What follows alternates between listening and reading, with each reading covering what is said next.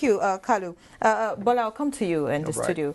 You heard Kalu and his thoughts as regards the ASUU strike. What's your impression? Honestly, saying they want to go on strike for another 4 weeks is just, that's a misnomer. They've been at it for quite some time. To me, I'm not surprised. Because from the time ASUU was formed in the 80s, 86 to be exact, to date, they've had close on 18 strikes. Which means every other year they've been having strikes.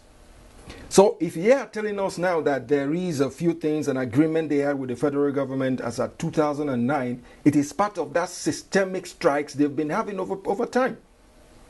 I am not saying they are right. Neither am I saying they are wrong.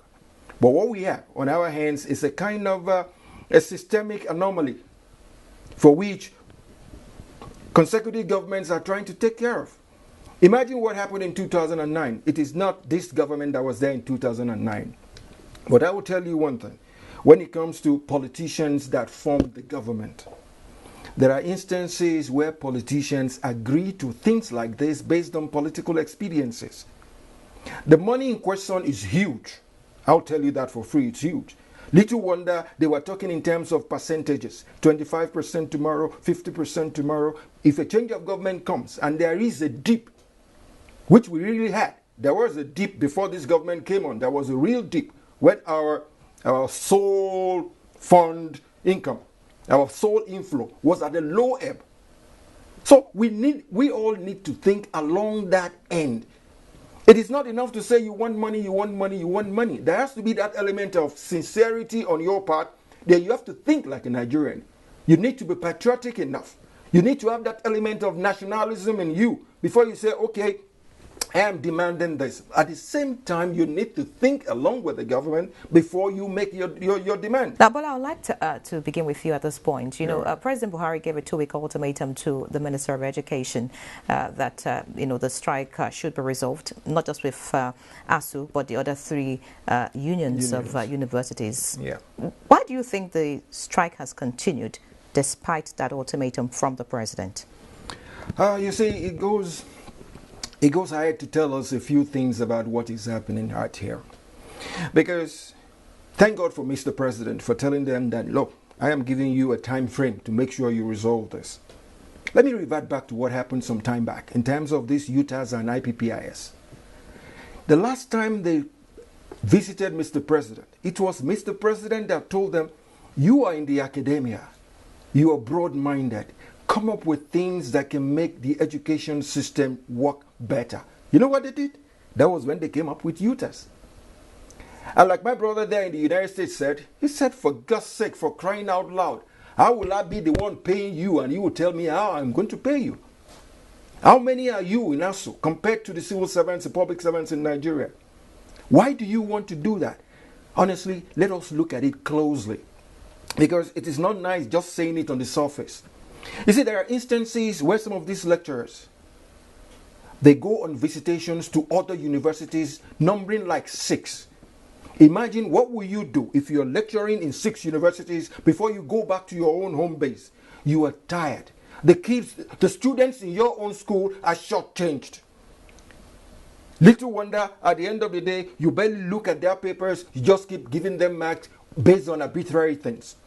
Secondly, the junior lecturers that are coming, they do not have that opportunity of going around enough to garner the experience because you, the older ones, have gone around 6 universities and at the same time, you want to be paid from 6 universities. Little wonder you are thinking in terms of UTAS.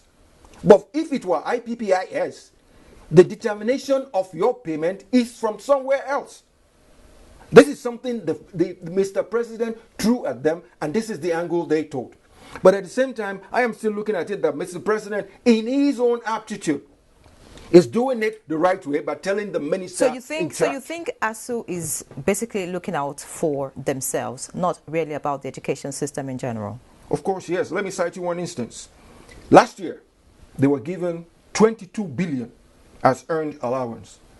A few weeks afterwards, the other unions were asking ASUU, give us accountability. Let us know what is happening because they've been shortchanged. My sister, you are listening to, we're talking of 22 billion. The request is for 1.3 trillion. If they had gotten 1.3 trillion, what do you think would have happened between the unions? All right. So just before we round off this discussion segment tonight, ASUU has come out to say that they do not just want to suspend the strike; they want to end the strike. How do you think that can, actually come to fruition? ASUU has always been very adamant about what they want, and what they want is money, money, money, money. Thank God for some school of thought that have come up with the fact that it's high time parents come into this and chip in and then weigh in on it, because we are all parents. Even the ASUU members are parents. They have families back at home, and then with a case like this, parents can come in and then advise them about what to do. You see, there are loads and loads of parameters of what ASUU can do. They are not looking inwards. They are not generating IGR on their own. Look at it. Lately, an alumnus of University of Ibadan sent in $1 million to the school based on the request of the school. That was because when he was a student, the school served him well. $1 million is now 600 million naira. That's going to do a lot. What do you think these kids that we left on the streets are going to do to their schools afterwards? Nothing. They won't come back. They won't even think about coming back. There are a lot of things ASUU can do back at home. Go into their university campuses. They have close... The land space there is humongous, and they don't do anything with it. I can remember again, there was a minister of state that said something that, if you want that much money, why don't you go into farming? They lambasted him that he was looking at them like farmers. For God's sake, my sister, farming is a lucrative business.